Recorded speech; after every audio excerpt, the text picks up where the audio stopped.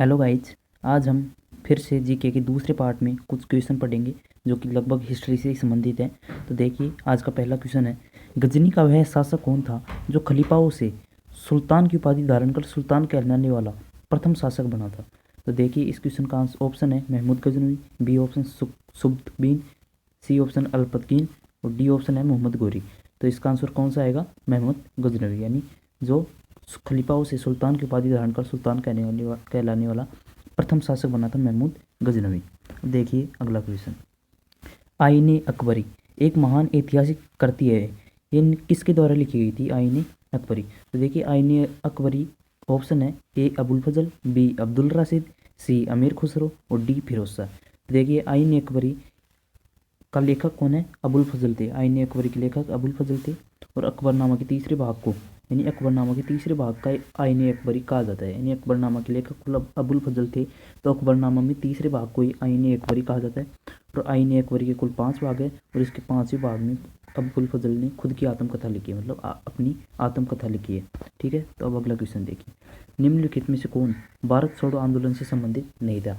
Option है ए Aruna Asaf Ali, B Mahatma Gandhi, सी मोहम्मद अली जिन्ना और D Jayaprakash Narayan.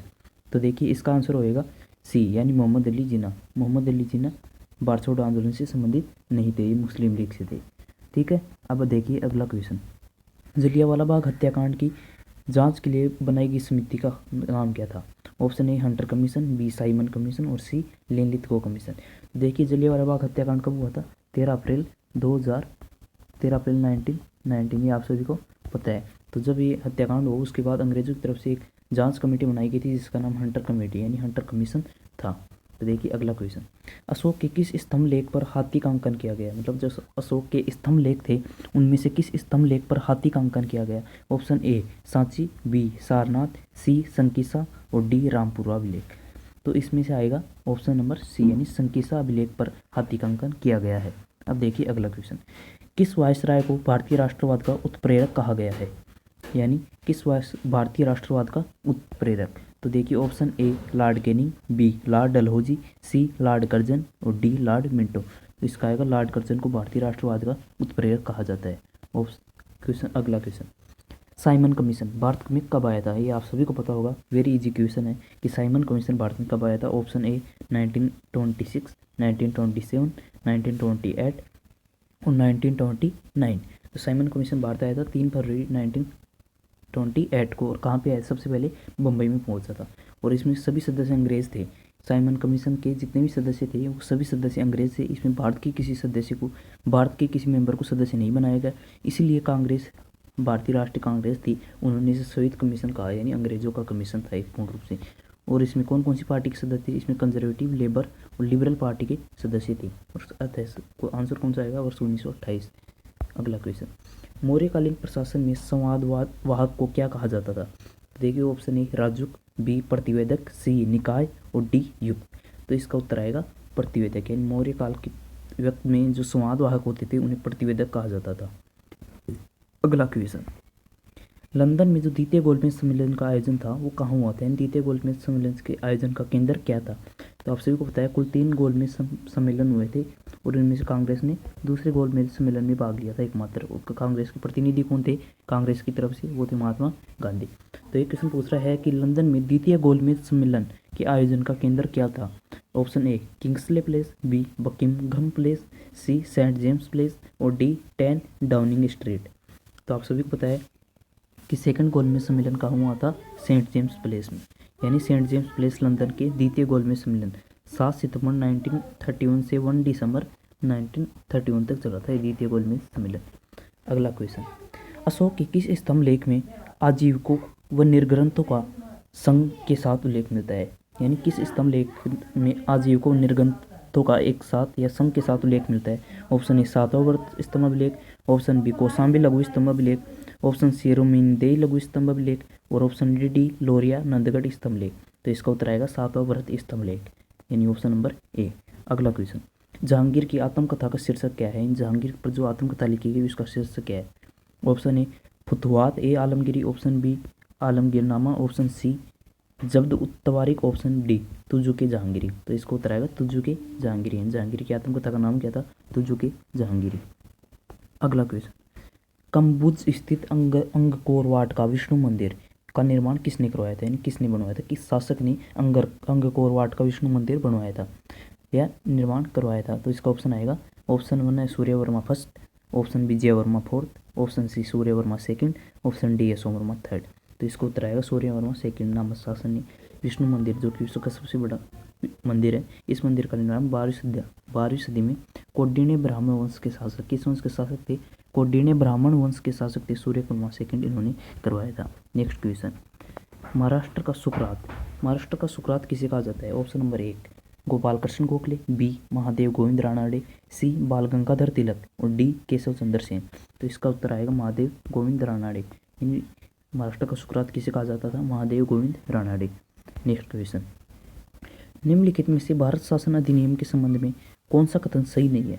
Bharat शासन अधिनियम 1990, इसके बारे में कौन सा कथन सही नहीं है। तो भारत शासन अधिनियम 1921 में लागू हुआ। ऑप्शन नंबर बी, यह अधिनियम पार्लियामेंट सुधार अधिनियम के नाम से भी जाना जाता है। ऑप्शन सी, मोंटेग्यू भारत के राज्य सचिव लॉर्ड चैम्सफोर्ड भारत के वायसराय थे। और ऑप्शन नंबर डी, इस अधिनियम में केंद्रीय एवं प्रांतीय विषयों को अलग कर दिया गया था। तो अब देखिए गाइज, 1919 में भारत सरकार अधिनियम 1919-1921 में लागू हुआ, बिल्कुल सही कथन। अब दूसरी बात है कि यह अधिनियम पार्लियामेंट सुधार अधिनियम के नाम से जाना जाता नहीं गाइज, पार्लियामेंट सुधार अधिनियम 1909 का था, यानी 1909 में पार्लियामेंट सुधार अधिनियम आया था। और 1919 के अधिनियम को क्या कहते थे, मोंटेग्यू चैम्सफोर्ड अधिनियम के नाम से जाना जाता था 1990 वाला। तो ऑप्शन नंबर बी गलत हो जाएगा और हमारा आंसर भी यही होगा। मोंटेग्यू भारत के राज्य सचिव थे, बिल्कुल सही है। और लॉर्ड चैम्सफोर्ड भारत के वायसराय थे, ये भी सही है। और ऑप्शन नंबर डी, इस अधिनियम में केंद्रीय एवं प्रांतीय विषय को अलग कर दिया गया था, ये भी बिल्कुल सही है। तो इसका आंसर क्या हो जाएगा, ये वाला, क्योंकि 1909 में अधिनियम आया था, उसका नाम पार्लियामेंट सुधार अधिनियम, 1990 वाले का मोंटेग्यू चैम्सफोर्ड अधिनियम था। नेक्स्ट क्वेश्चन, निम्नलिखित में से कौन प्रारूप समिति के अध्यक्ष सदस्य थे। तो आप सभी, ऑप्शन 1 है B N Rao, V T Krishnamachari, Mohammad Saadulla और एन माधवराव। तो इसमें देखिए केवल 1 और 2, केवल 3 और 4, केवल 1 और 3, केवल 1, 2, 3 और 4। तो प्रारूप समिति के अध्यक्ष आप सभी को पता है कि प्रारूप समिति के अध्यक्ष बी आर अम्बेडकर थे, भीमराव अम्बेडकर। प्रारूप समिति के अध्यक्ष भीमराव अम्बेडकर जी को बनाया गया था। और प्रारूप समिति में कौन कौन से सदस्य थे, उनमें से इन ऑप्शन में कौन कौन से सदस्य हैं जो प्रारूप समिति के सदस्य थे। तो देखिए बी एन राव और वी टी कृष्णमाचारी ये प्रारूप समिति के सदस्य नहीं थे, मोहम्मद सादुल्ला और एन माधवराव ये दोनों प्रारूप समिति के अध्यक्ष थे।